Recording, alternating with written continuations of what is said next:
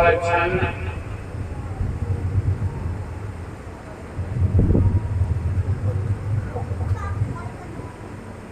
क्षण आखिर संसार के मनुष्यों के समक्ष आ ही गया है।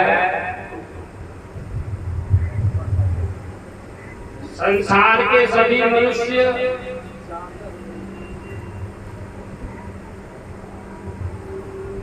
और संसार का भी इंतजार करता है। कौन सा इंतजार? यही क्षण का, यही समय का, जो आपके सामने आज सहज में उपलब्ध हो गया है। आप लोगों को लगता होगा कौन सा समय हमारे सामने उपलब्ध हो गया है।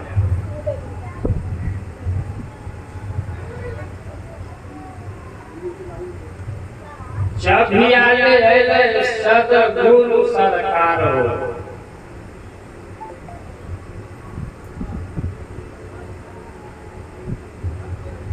विचार करो,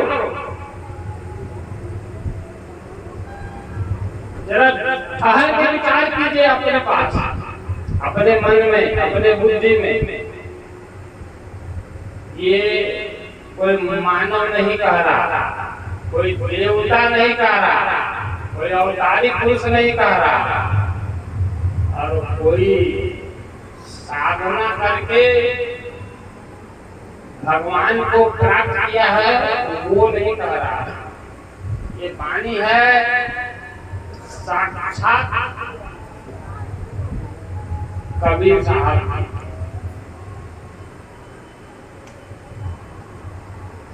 वो कहते हैं अपने प्यारे शिष्य कबीर साहब कहते हैं कि हमारा यदि कोई प्राण है तो धर्मदास जी है, और अपने प्राण प्रिय शिष्य को कहते हैं कि धर्मदास यही सत्य है कि इस ब्रह्मांड में सब जीव को डाला गया है, सब जीव को आने का रास्ता खोल दिया गया है, और जब सारे जीव इस संसार में आ गए, जिस रास्ते से आ गए उस रास्ता को ही सदा सदा के लिए बंद कर दिया गया है।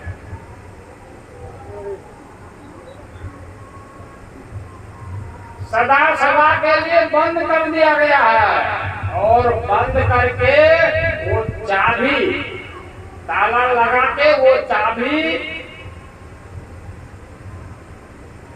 संसार के किसी भी साधु महात्मा, किसी भी पीर फकीर, किसी भी अवतारी पुरुष, किसी भी साधक के पास वो चाबी है ही नहीं। यदि चाबी होता, यदि चाबी होता तो मेरे भाई चाबी का पता नहीं पता चलता, पता नहीं बताता। कबीर साहब इस धरा पर आए तब वो स्वयं चाबी लेके आए। ताला लगाया है कोई दूसरा, ताला लगा लिया कोई दूसरा,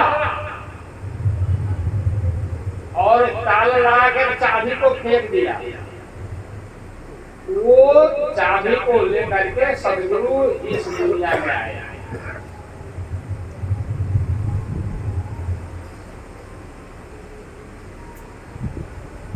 इस दुनिया में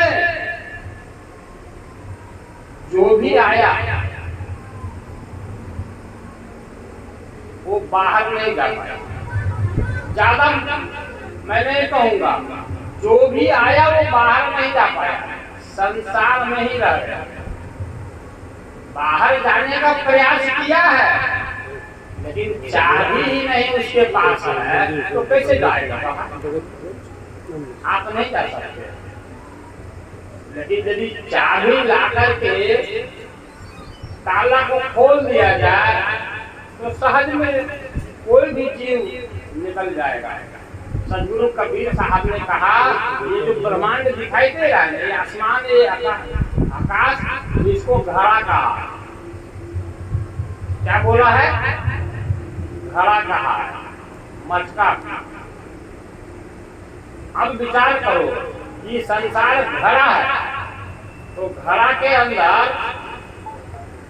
कुछ जीव को ढक्कन खोल दिया जाएगा, जीव तो चले जाएंगे, आसानी से जीव चले जाएंगे। और ढक्कन को ऊपर से रख के और चारों तरफ से सीमेंट से सील कर दिया जाए, तो आप कोई जीव घड़ा से बाहर जाएगा, जा पाएगा?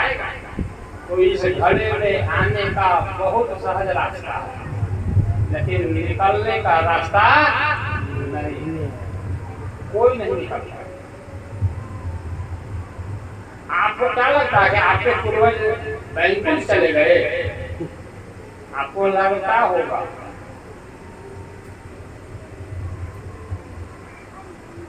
आपके पूर्वज क्या गोलोक चले गए? आपके पूर्वज शिवलोक चले गए? अरे आपने ही पूर्वज को तावा पर रख के सरसों तेल डाल के फ्राई करके खा रहे हो। सच बात यदि बोल दूं बहुत तकलीफ होगा। ये दुनिया कभी सच बात पसंद नहीं किया। अपने ही पूर्वजों को गूंज रहे हो तावा पर। वो आपके पहले पिताजी थे, नाना थे, दादा थे, दादी थी, अम्मा थी, चाचा थे, चाची थी, और उसी को आप खा रहे हो। वो अभी जो दादा दादी चाचा चाची वही मछली है, वही बकरा है, वही कबूतर है, वही मुर्गा है, समझे कि नहीं? और उसको आप अपने दादे को खा रहे, अपने दादी को खा रहे, लगता है मुर्गा खा रहे, बकरा खा रहे, लगता है आपको बहुत कुछ लगता है, लेकिन सच यही है कि कोई इंडिया से बाहर निकला ही नहीं है। वो घूम फिर के शरीरों को छोड़ा, ये जो शरीर है उसको छोड़ दिया। हम आपके सामने बैठे हैं, जरा विचार करो। तो अभी आप हमको पहचान रहे हो, आपको कोई बेवकूफ नहीं बना सकता।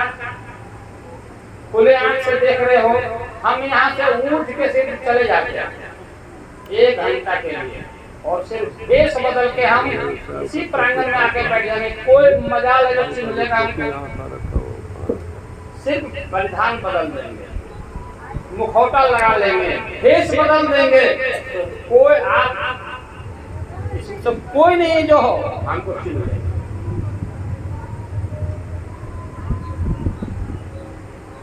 तो वैसे ही जीव वही रहता है, लेकिन पोशाक बदल देता है, शरीर बदल जाता है।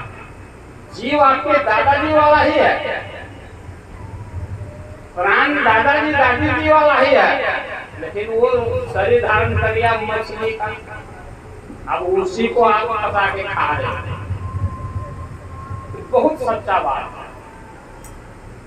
इस संसार में जो भी आया कोई नहीं निकला, क्योंकि चाबी है सदगुरु सरकार के पास। इसीलिए सदगुरु सरकार भी इस दुनिया में चाबी लेकर के आता है। ताला बंद कर दिया, जीव आ गए, आने के लिए खोल दिया, जीव आ गए, ताला लगा दिया, चाबी फेंक दिया, लेकिन वो चाबी का पता देखने वाला सिर्फ सदगुरु है। वो चाबी को लेकर के इस दुनिया में आता है, इस दुनिया में आता है, घड़ा के अंदर आ जाता है, और घड़ा से बाहर निकलने के लिए हम लोगों को ज्ञान बताता है। अब पूछेंगे नहीं कि घड़ा क्या है, आप घड़े हो, आप घड़े हो। यहाँ जितने लोग घड़े बैठे हैं सब घड़ा ही है, और लंबा लंबा प्रवचन फेंकता है। आधा घंटा प्रवचन देने के लिए आधा करोड़ रुपया 6 महीना से मांगते रहता है।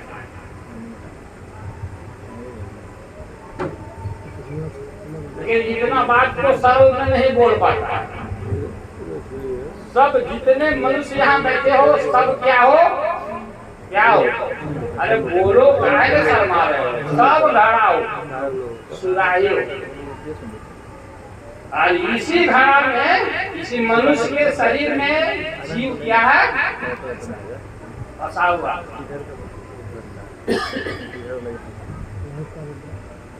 ये जीव ऊपर से नीचे आता है, घड़ा के मुख तक जाता है और जो ऊपर में ढक्कन लगा हुआ है, और वहां से फिर बेंदी में आता है और पेट में घड़ा के चारों तरफ घूमता है। तो कहता है क्या?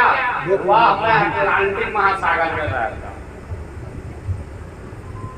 कुआं का मेढक कहा, एक कुआं का मेढक तालाब में था।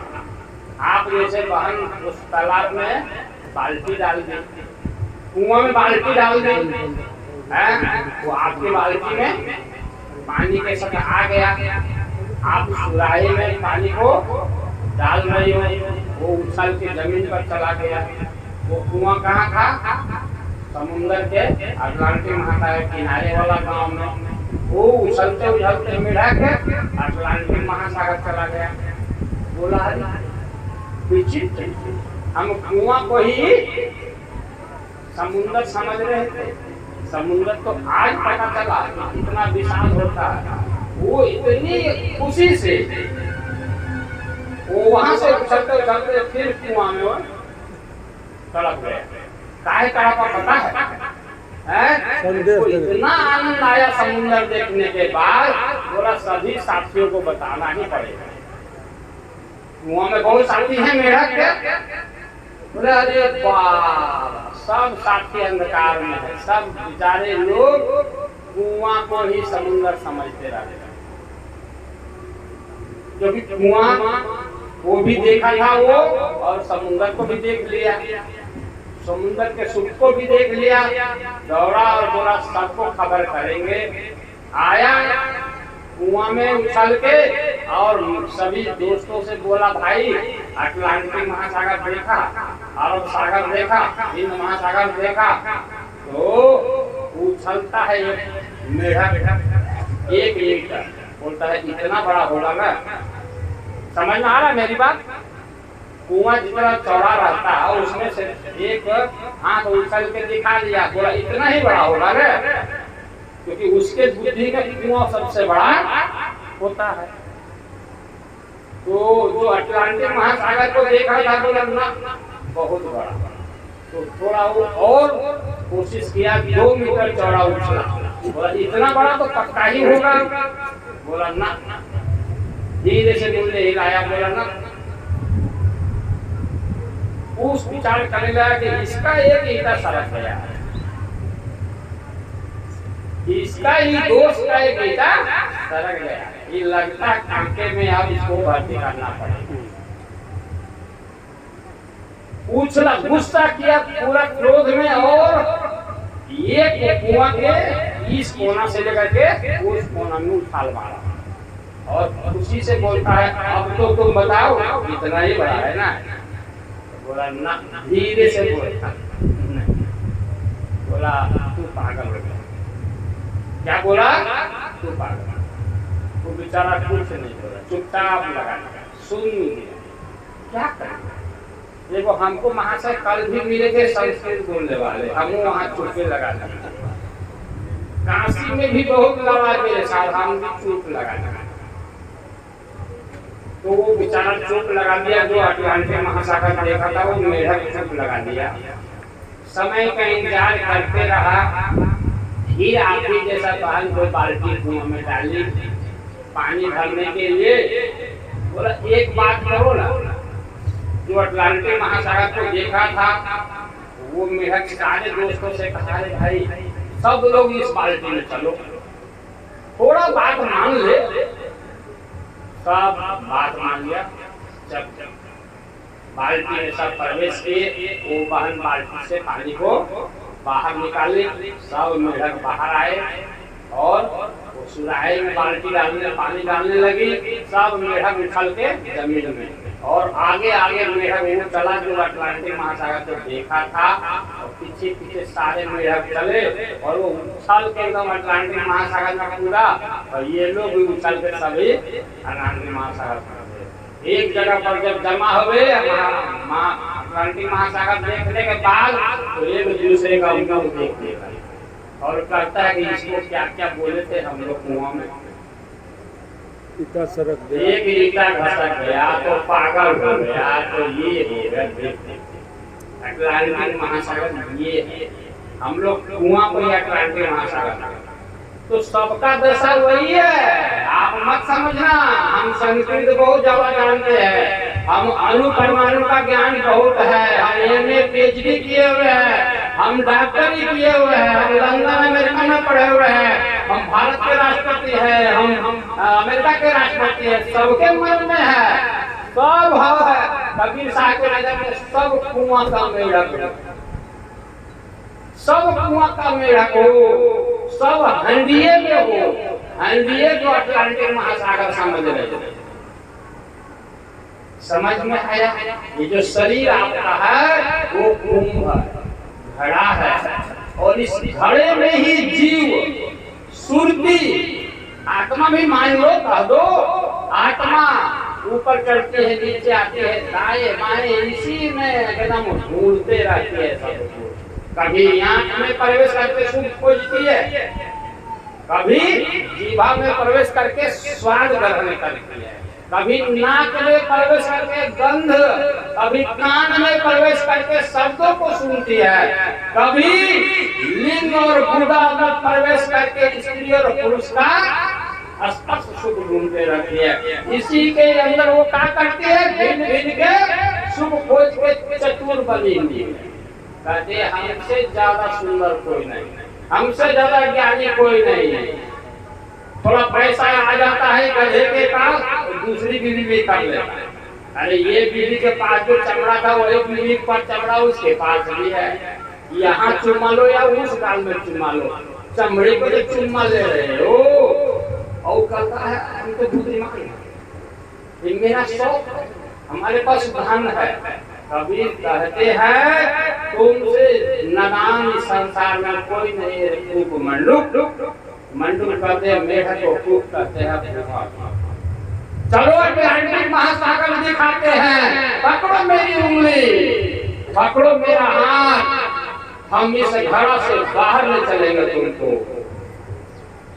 ढक्कन खोल देंगे, वज्र द्वार खोल देंगे, तुम मेरा उंगली पकड़ो, हम ले चलेंगे अटलांटिक महासागर। उस सागर का सैर कराऊंगा तुमको, उस दुनिया को दिखाऊंगा, उस अंतर जगत को दिखाऊंगा, जहाँ देख करके तुम मेरी हैसियत का अनुभव करोगे, अनुमान लगाओगे।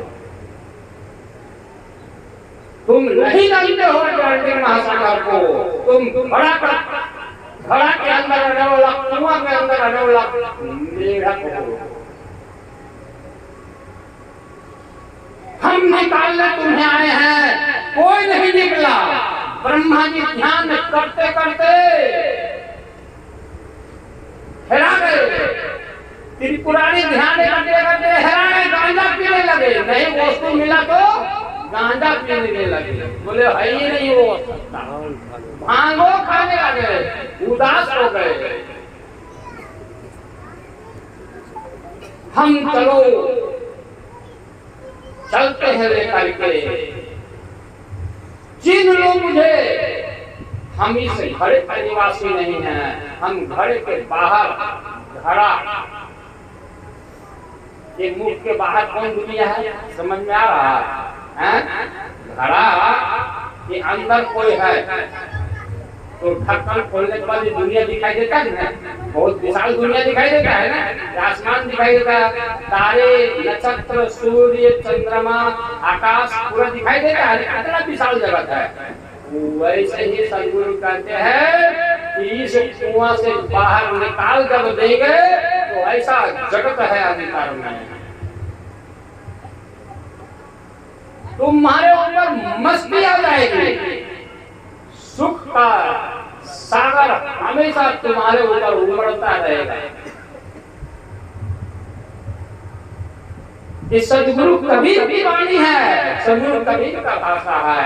लेकिन सबों ने कहा चलो मेरे साथ, दोस्ती करो मेरे साथ, लग जाओ मेरे साथ, हम परमात्मा के घर पहुंचा देंगे, धरा से निकाल करके अटलांटिक महासागर पहुंचा देंगे। लेकिन बेचारे के पास जबीए नहीं है। सदगुरु हानि छोड़ कर घटना दियो भार, सूरत चली सतगुरु काल, काल रहा झकमार।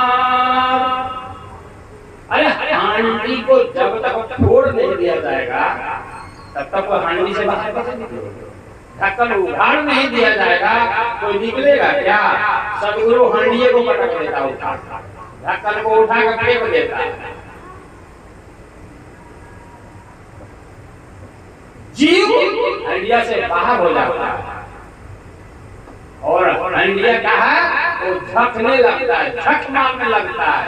जीव निकल गया, जीव निकल गया। इस शरीर से बाहर सदगुरु जीव को ले जाता है। शरीर में जब जब जीव रहेगा ये शरीर का गुलाम है, ये शरीर काल पुरुष है। जितना भी भोजन करे कभी ढका नहीं मारेगा। 1 लाख सवा लाख जीवों को खाने और जन्म देने का बाद कबीर साहब ने कहा है, ये शरीर को कहा है और आसमान में काल पुरुष को दिखाता है। लोग ये आसमान में बैठा हुआ है काल पुरुष, वही बांधा है हमको। आपका शरीर काल पुरुष है, आपका शरीर माया है।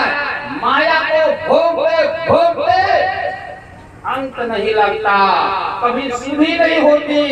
इसलिए यही शरीर जीव को क्या किया है, बांधे हुए है।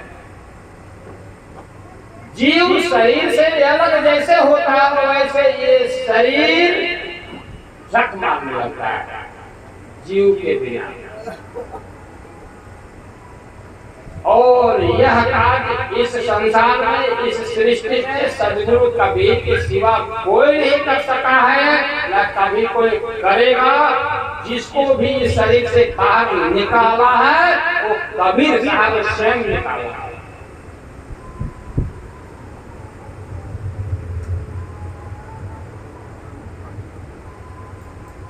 यही कारण था कि कबीर साहब जब धरा पर आए थे तो कोई स्कूल नहीं गए पढ़ने, कोई गुरु के पास नहीं पढ़ने गए, कोई आचार्य के पास नहीं गए पढ़ने के लिए। जैसे धरा पर आए दुनिया को संदेशा प्राप्त हो गया। लेकिन कबीर साहब को छोड़कर एक भी साधु महात्मा का नाम लीजिए जो बिना ध्यान किए, बिना साधना किए, बिना गुरु के शरण गए हुए किसी को आत्मज्ञान हुआ है? सब हंडिया में थे बेचारे लोग। हंडिया से निकालने वाला गुरु के पास गए, तब ये लोग जान पाए अपनी आत्मा को, सत्य को, संसार को और माया को। लेकिन कबीर साहब कभी हंडिया में फंसे ही नहीं है। कोई नहीं है इस ब्रह्मांड में जो कबीर साहब को हंडिया में आके कैद कर दे। कबीर साहब कहा, रे माया तू क्या नैन चमकावे, तेरे हाथ कबीर न आवे। इसको कोई नहीं समझा क्या बोल रहे। रे माया, रे नटनी तू क्या नैन चमकावे, तेरे हाथ कबीर न आवे। तू जितना सादा सज के आओ मेरे सामने, तुम जितना श्रृंगार करके आओ मेरे सामने, लेकिन हमको क्या दिखाई देता है? तेरे अंदर मांस का लोथड़ा। तुम्हारा चमड़ा खाली निकाल देंगे ना, तो बकरा के चमड़ा को निकाल के कसाई जब टांगता है उसको क्या दिखता है? क्या दिखता है? गोरा काला भी पता चलता है, सब बकरा एक ही रंग का। वैसे सभी माया एक ही रंग का आंगन। क्या वो प्यार करने का चीज है, उसमें लुभने का चीज है। स्त्री पुरुष में, पुरुष स्त्री में, एक पूरे संसार में रमा हुआ है। जीव माया के संग। तो वही कबीर साहब कह रहे हैं कि संसार को ही माया कहा कबीर साहब।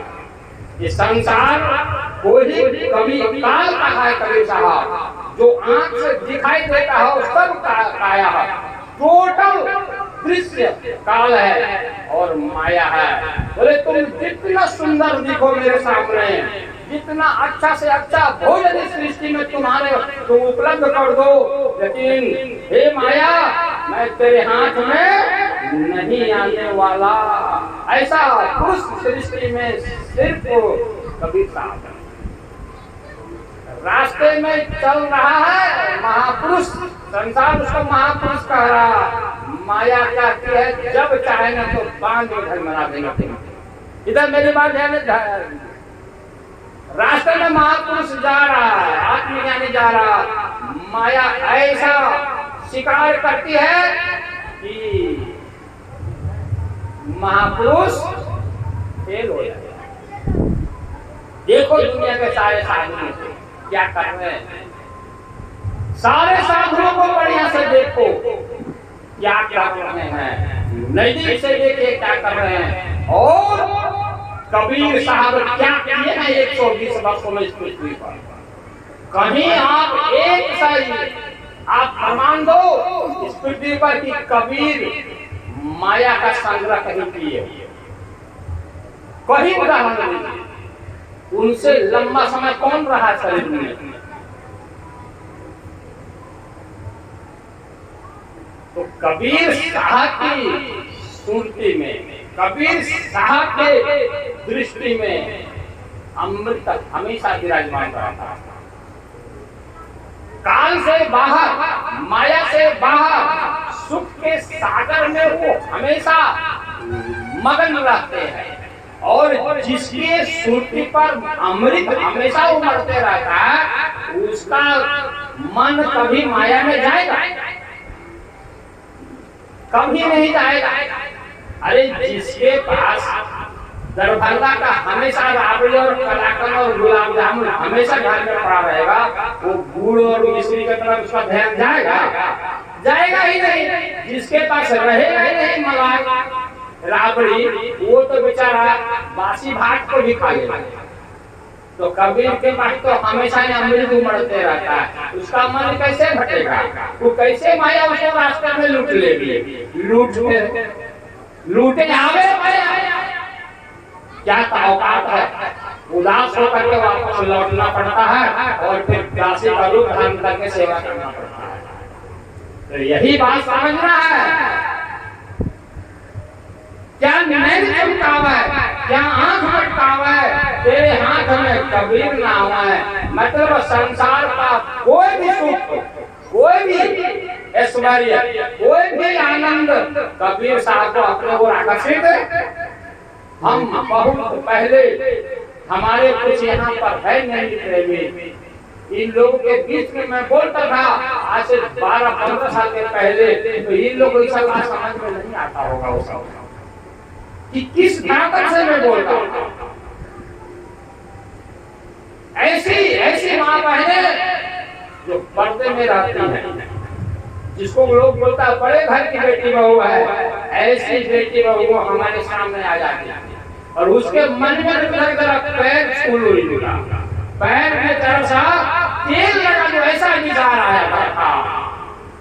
यहाँ तो बड़े बड़े लोग डरते हैं माया के सामने आने से, कहीं हमारा मन खराब ना हो जाए। हम तो कहते हैं कि बहुत लोग परीक्षा लेकर मुझे देखा है, यहाँ है परीक्षा लेने वाले लोग, मतलब हमको झांकने वाले लोग।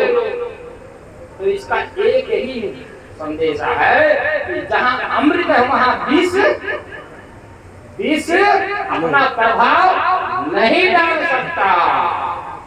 इस संसार में कोई ऐसा सौंदर्य, कोई ऐसा रूप है ही नहीं जो परमात्मा के सामने वो अपना प्रभाव रख सके। सबसे सुंदर, सबसे प्यारा, सबसे न्यारा, सबसे दुलारा और तृप्त कर देने वाला सूरत है तो परमात्मा स्वयं है। और वही सूरत में मूर्त बसी हुई है तो ये सूरत कहाँ टिकेगा वहां? ऐसा गुरु हमारे कबीर साहब हैं। वही गुरु इस दुनिया में जीवों का उद्धार कर सकते हैं। वो कभी भी जीवों को भ्रम में नहीं रखते, कभी भी जीवों को माया में नहीं उलझाते। उनका हमेशा कोशिश रहता है कि तुम सिर्फ मुझे चिन्ह लो। वो किसी दूसरे को नहीं चिन्हने के लिए बोलते हैं, वो किसी दूसरे को ध्यान करने के लिए नहीं बोलते हैं, वो थोड़ा इनडायरेक्ट बोलते हैं क्योंकि जीव भ्रमित हो जाएगा। वो कहते हैं तुम मुझे चिन्ह लो, ठीक ठीक मुझे पहचान लो, तुम्हारा सब बेड़ा पार हो जाएगा एक साथ।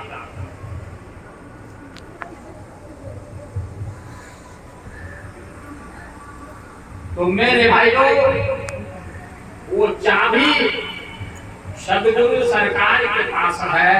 आप हंडिया में पड़े हुए हो और हंडिया में ताला लगा दिया गया है, ताला कर दिया गया है। यही शरीर को हंडिया सदगुरु ने कहा है।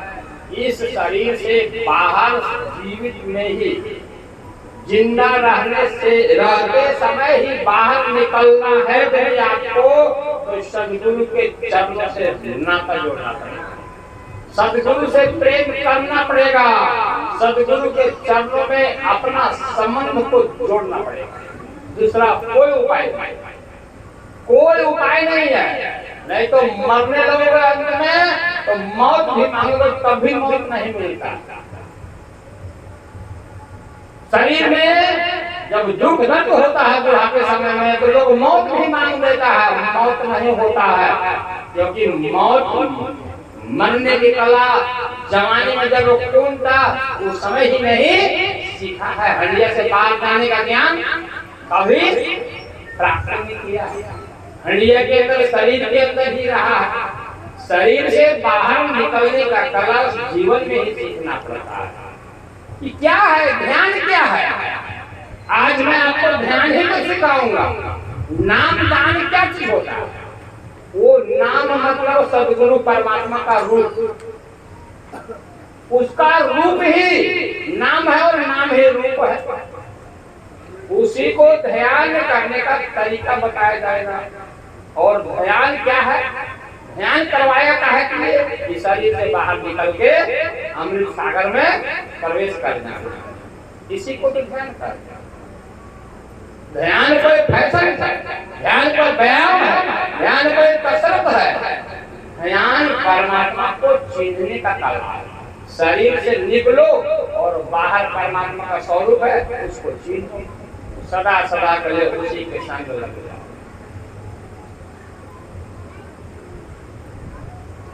परमात्मा के नाम, परमात्मा के रूप, परमात्मा का अस्तित्व, परमात्मा का खजाना आपको प्राप्त करने की विधि का नाम क्या है? नामदान, शिष्य बनना। कोई भी कच्चे मन से यहाँ आके बैठे हो, देखा देखी आके बैठे हो, तो आपको पूरा लाभ थोड़ी होने वाला है, नहीं हो रही। आप यहाँ पर प्रतिज्ञा लोगे, प्रण ले लेंगे, वादा करोगे कि हम आपकी आज्ञा का पालन करेंगे, हम आपका विधि विधान से भक्ति करेंगे। लेकिन हमारे जानने के बाद फिर आपका मन सांसारिक काम करता है, हमसे झूठ बोलता है, सातों दिन में सातों देवता की पूजा करता है, तो फिर वो हमसे दगाबाजी कर रहा है। वो कैसे हंडिया से बाहर जा सकता है? वो नहीं जाएगा। समझ में आ रहा है? बात मेरी समझ में आ रहा है?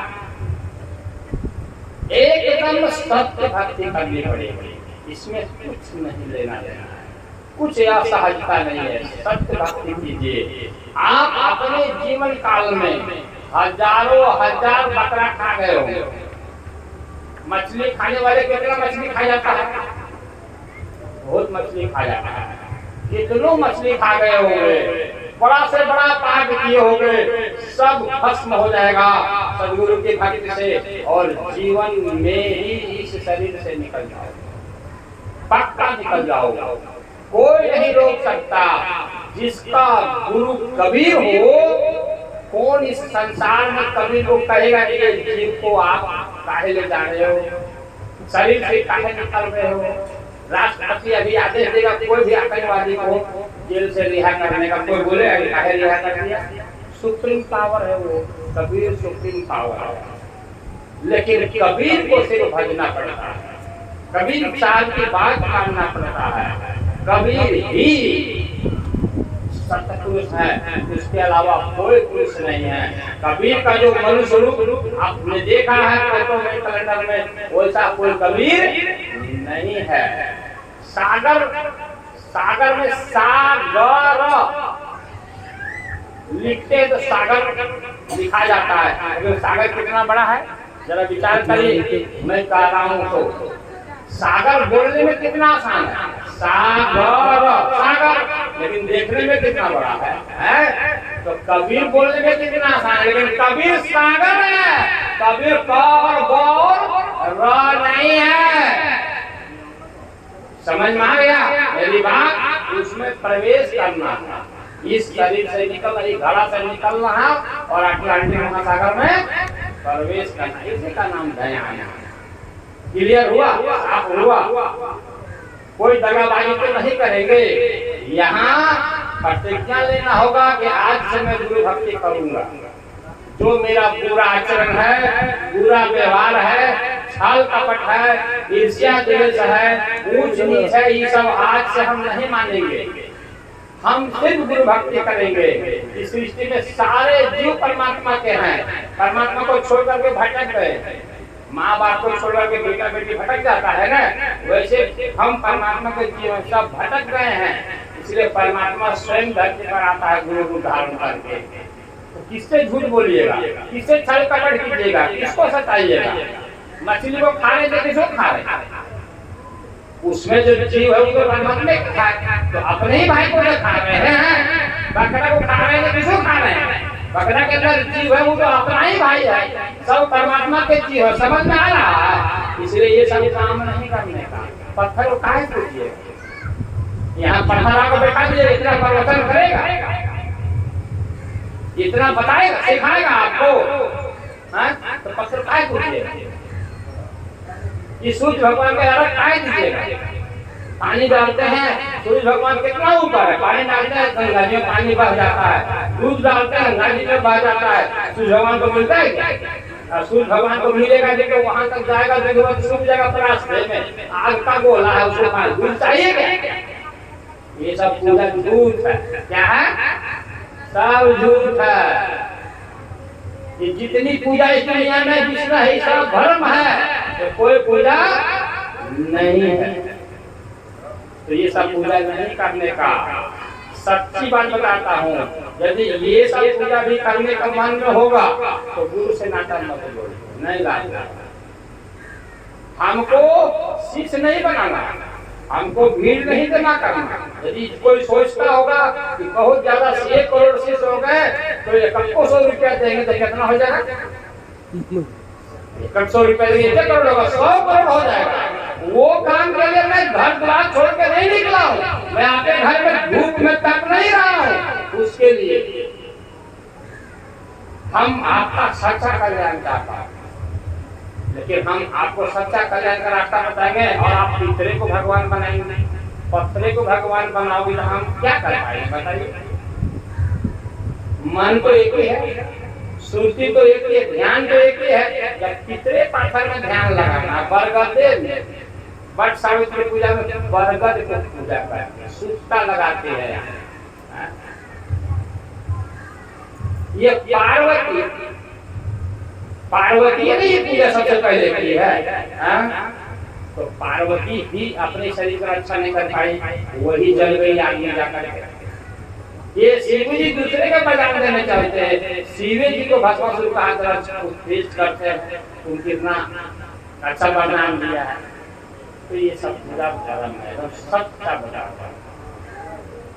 कोई पीतल किसी का सहारा नहीं बना, कोई मूर्ति नहीं बन पाया, कोई पत्थर नहीं बन पाया, कोई मंदिर मस्जिद किसी का कल्याण नहीं कर पाया। गुरु ही जीव का कल्याण करते हैं। इसलिए पूजा करना है, फूल चढ़ाना, गंगा जल चढ़ाना, अच्छा भोजन चढ़ाना, खिलाना है, अच्छा कपड़ा चढ़ाना, सोना चांदी हीरा मोती आपके पास है, धर्मदास साहब जैसा तो चढ़ाना है तो गुरु के चरणों में चढ़ाइए। पत्थर के चरणों में चढ़ाने से कोई ज्ञान नहीं मिलेगा। सेवा करना है तो गुरु की सेवा कीजिए, सुनना है तो गुरु के चरण में बैठ कर सुनिए, आपको वंदना करना है तो गुरु की वंदना कीजिए। पत्थर पूजने से हरि मिले तो मैं तो हिमालय को पूजने में तैयार, लेकिन मिले तो तब तो मिला किसी को आज तक। तो मेरे भाई हम क्या कह रहे हैं समझ में आ रहा है ना? जो झूठी पूजा पाठ अभी तक आप कर रही हो उसको आपको त्यागना पड़ेगा। पत्थरों को पूजने वाले को भगवान नहीं मिलते, गुरु पूजने से भगवान की प्राप्ति होके रहे। धीरे धीरे भी सुधार होगा आपके जीवन में, लेकिन पक्का होगा। और जीवन में ही आपको ईश्वर की प्राप्ति होगा और आत्मबल होगा, संबल होगा। आपको इतना बल बढ़ जाएगा कि बुढ़ापे में मृत्यु जब आएगा तो घबराइएगा नहीं, इतना बल आपके अंदर रहेगा। हॉस्पिटल में प्राण छूटेगा तब भी डर नहीं, रास्ते में प्राण छूटेगा तब भी डर नहीं, क्योंकि सत वस्तु का आज जीवन में ही लग जाता है। तो जो भी आप करते हो वो सब नहीं करना है, गुरु भक्ति करना है। गुरु से बड़ा कोई नहीं है तीन लोगों में, राम कृष्ण ब्रह्मा विष्णु हनुमान। हनुमान जी कितने बड़े ज्ञानी हैं। 8 प्रकार की सिद्धियां हैं, 9 प्रकार के निधि मतलब धन है उनके पास, और पहाड़ों को उधर भाग जाते थे। कोई भी काम उनके जीवन में असंभव नहीं था, लेकिन एक साधु जंगल में मिला और हनुमान जी के हाथ पकड़ लिया और बोला, हनुमान जी तुम तो ज्ञानी हो, तुम तो ध्यानी हो, और तुम अष्ट सिद्धि 9 निधि का मार्तंड हो, लेकिन तुम मेरे को बताओ तुम हो क्या? क्या तुम बंदर हो? क्या तुम अंजनी के पुत्र हो? क्या तुम राम के सेवक हो? तुम क्या हो बताओ? बोले ये मुझे नहीं पता, ये काम मुझे नहीं पता। हम छोटा हो सकते हैं पूरा, हम बड़ा हो जाएगा पूरा, हम आसमान में उड़ जाएंगे, हम 10-20 हनुमान बन जाएंगे एक के साथ, लेकिन हम ये नहीं पता कि हम कौन है, हम क्या चीज। मतलब वो महात्मा बोले कि बंदर के शरीर में कौन सी चीज रहती है, मतलब आत्मा के बारे में कहा गया। बंदर मर जाएगा, नष्ट हो जाएगा, लेकिन वो आत्मा नष्ट नहीं होती है। वो आत्मा को जानते हो बंदर? ए हनुमान, वो आत्मा को जानते हो? बोले ये तो मुझे ज्ञानी नहीं है, ये ज्ञान आज तक मुझे पता नहीं। नारद जी यही बात बोले, उनसे पूछा गया, बोले ये ज्ञान छोड़कर सब मैं जानता हूँ। सनत कुमार सनंदन जो भाई थे उनसे पूछा गया, बोले सब ज्ञान है मुझे, लेकिन अपनी आत्मा को आज तक दर्शन नहीं किए। राजा जनक जी को पूछा गया तो बोले ये आप नहीं जानता, मैं अपनी आत्मा को नहीं जानता, आत्मा होती क्या चीज। सुने हैं आत्मा होती है, लेकिन आत्मा कैसा है, उसका रूप कैसा है, अस्तित्व कैसा है, इसका ज्ञान मुझे नहीं। तो यही हनुमान जी महाराज इतना ज्ञानी होने के बाद, इतनी शक्ति होने के बाद, इतना सिद्धि होने के बाद, वो मुनिंद्र नाम साहब के साधु थे। उन्हीं के भक्ति करने के बाद हनुमान जी को आत्म ज्ञान हुआ और उस शरीर से अलग हुए और परमात्मा में प्रवेश कर गए। समुद्र में प्रवेश करे, समुद्र में प्रवेश कर गए, कबीर साबा प्रवेश करे। समझ में आया? मरने की कला जान गए। जो लोग बोलता है कि हनुमान जी जिंदे हैं, खुदक रहे हैं सृष्टि में, ये सब बनावटी बातें हैं। हनुमान जी सत्य के सागर में विराजमान हो गए जाकर, वो आत्मा बूंद है, समुद्र में प्रवेश कर गए। और ये सदगुरु मुनिंद्र नाम साहब की कृपा से हुआ, न कि कोई पत्थर और मूर्ति की पूजा करने से, कोई मंत्रों के जाप करने से। तो अभी नाम दान का प्रक्रिया ये है गुरु से रिश्ता जोड़ने का प्रक्रिया। गुरु का भी विद्यालय होता है, वहाँ नाम लिखाने की प्रक्रिया है। यहाँ सिखाया जाएगा, कुछ नहीं करना। यहाँ बहुत लोग ध्यान पहले से जानते हैं करने के लिए, लेकिन वो ध्यान अभी मैं नहीं सिखाऊंगा। वो ध्यान ही नहीं है। जितना भी ध्यान इस दुनिया में बताया गया है, वो ध्यान शरीर का ध्यान बताया गया है। शरीर में किसी स्थान में ध्यान करने के लिए बताया गया है। 5 तत्व होता है शरीर में, तो पांचों तत्व में 5 प्रकार के प्रकाश होता है, उसको ध्यान करने के लिए बताया गया है। पांचों तत्व में 5 प्रकार के शब्द होते हैं, उसको सुनने का ध्यान बताया गया है। लेकिन अभी जो ध्यान बताया जाएगा, किसका बताया जाएगा? परमात्मा को देखने का ध्यान बताया जाएगा, परमात्मा का रूप को चिन्हने का ध्यान बताया जाएगा, परमात्मा के अस्तित्व को, परमात्मा कैसा है उसका ध्यान बताया जाएगा। शरीर एक सत्ता है, परमात्मा दूसरी सत्ता है। जीव शरीर में फंसा हुआ है, जीव शरीर से अलग होकर के परमात्मा में जाकर के समा जाए। ये भी विज्ञान आपको बताया जाएगा। यही तो मैं बता रहा हूँ, इशारा से करूंगा ध्यान।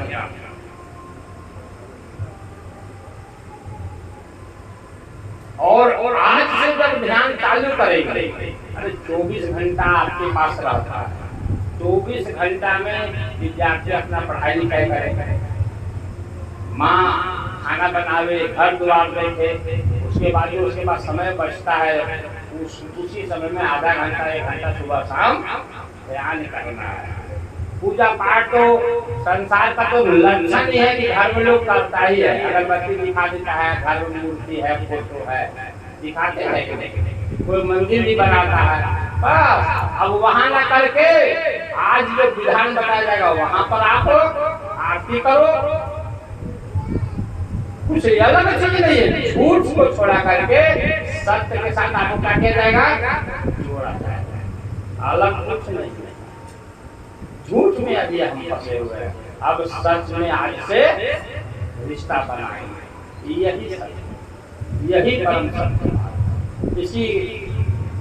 इसी विज्ञान को नाम दान कहते हैं या दीक्षा कहते हैं। इसमें कोई चक्रों को जगाने का ज्ञान नहीं बताया जाता, कोई कुंडली जागरण का ज्ञान नहीं बताया जाता, कोई अनहद को सुनने का नहीं। इसमें सच्चाई है कि परमात्मा को चिन्हने का भेद बताया जाएगा। ध्यान कीजिए, नाम ही दान दे रहा हूँ। ध्यान में बैठिए, आंख बंद कीजिए। अभी हम जहाँ बताएंगे वहीं पर ध्यान करना। मन भागेगा, शुद्ध जो कुछ थोड़ा मोड़ा भक्ति किया है इस जीवन में, चाहे पिछले जो भी शरीर में रहा है, थोड़ा सा श्रद्धा उस शरीर में था तो उसको तो बहुत जल्दी समझ में आ जाता है।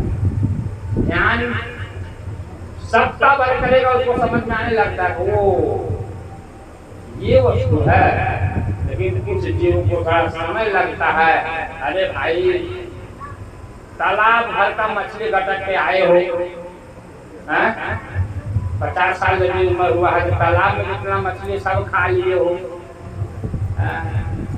कसाई के पास 200 बकरा है तो उतना खा गए हो मां से।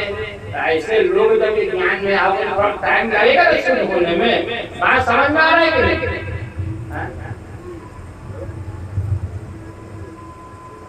कुछ साधु बैठे थे, आप लोग मैं बता रहा हूँ, तो वहां पर 4-5 साधु आए। तो जो साधु बैठा हुआ था उसके बारे में देखने वाले साधु को पता चला कि ये लोग तो गृहस्थ साधु हैं, इनका परिवार, इनके बच्चे हैं, हम तो ब्रह्मचारी हैं। बात समझ में आ रहा है? तो जो ये गृहस्थ साधु था उन लोगों की बात को समझ गया, अंतर्यामी था। बोला आइए बाबा लोग बैठिए। सामने बैठे आदत के साथ पानी मंगा के ठंडा ठंडा फ्रिज का पिलाया, कट गया। बैठिए, आप लोग यही ना बोल रहे हैं कि हम गृहस्थ साधु हैं, बीवी है, बच्चे हैं, और आप लोग ब्रह्मचारी हो, त्यागी हो। बोले आप मेरी मन की बात जान गए। हाँ, ये बात हम लोग के मन में आ गया। बोला बैठिए। एक कटोरा मंगाया, आप ही लोग जैसे बोला कटोरा ला के रख दिया। बोला इसमें थूकिए। बोला ये क्या बोल रहे हैं बाबा आप? बोले थूकिए नहीं इस कटोरा में। थूका, थूकने के बाद बोले आंख बंद करो, बांध दिया। बोला अब देखो कटोरा, थूका है वही देखो। बोले इनमें छोटा छोटा 100 मछली था, 150-200 मछली। जैसे कि अंडा से जो मछली नहीं निकलता है, उसमें मछली रेंगने लगा छोटे छोटे पूरे कटोरा में। बोला यही ब्रह्मचारी हो तुम, इतना मछली खाए हो तू, ब्रह्मचारी बनने से हो जाएगा। समझ में आया वो क्या बताना चाहे? अभी तुम कोई ब्रह्मचारी नहीं हो, कोई इंद्रियों के ऊपर नियंत्रण नहीं है, तुम कोई महात्मा नहीं हो, कोई शुद्धता नहीं आया है, तुम अभी भी चंडाल हो मनुष्य के योनि में। तुमको अभी भी शरीर में रहकर भक्ति करनी पड़ेगी। पहले शुद्ध होगा शरीर, तब शरीर जब शुद्ध होगा तब मन शुद्ध होगा, और जब मन शुद्ध होगा तो परमात्मा को मन में इतनी ताकत है ढूंढ खोज लेगा परमात्मा को। अगम पंथ पर मन गया सुरती भरी अज्ञान, तहाँ कबीरा पड़ रहा बेहद का मैदान। जहाँ कबीर साहब विराजमान है सागर के रूप में, वहाँ मन पहुंच जाता। कहता चिन्ह लिए थे। बात समझ में आ गया? शुद्ध तन में शुद्ध मन, और जब मन शुद्ध हो गया तो परमात्मा दूर नहीं है। तो घबराइएगा नहीं। कुछ को जल्दी ज्ञान करने लगता है, कुछ को समय लगता है, वही कारण है देर और जल्दी होने में। गुरु की शरण में लगे रहिए, सत्य भक्ति छीन करके सत्य में लगे रहिए, कल्याण अवश्य होगा। कुछ में मैं छिपा के नहीं रखता, साफ साफ संसार के जीवों को बोलता हूँ। और कौन कितने पाप के बचपन लादे हुए अपने शरीर में, सबको अपने आप पता चलेगा। ऐसा नहीं है, कोई ऐसा प्राणी संसार में नहीं है जो पाप नहीं किया।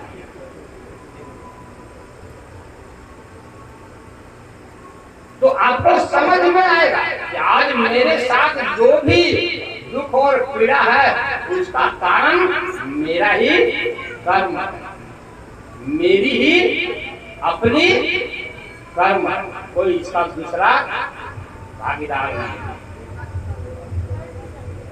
एक गुरु भक्ति में सब समझ में आने लगता है।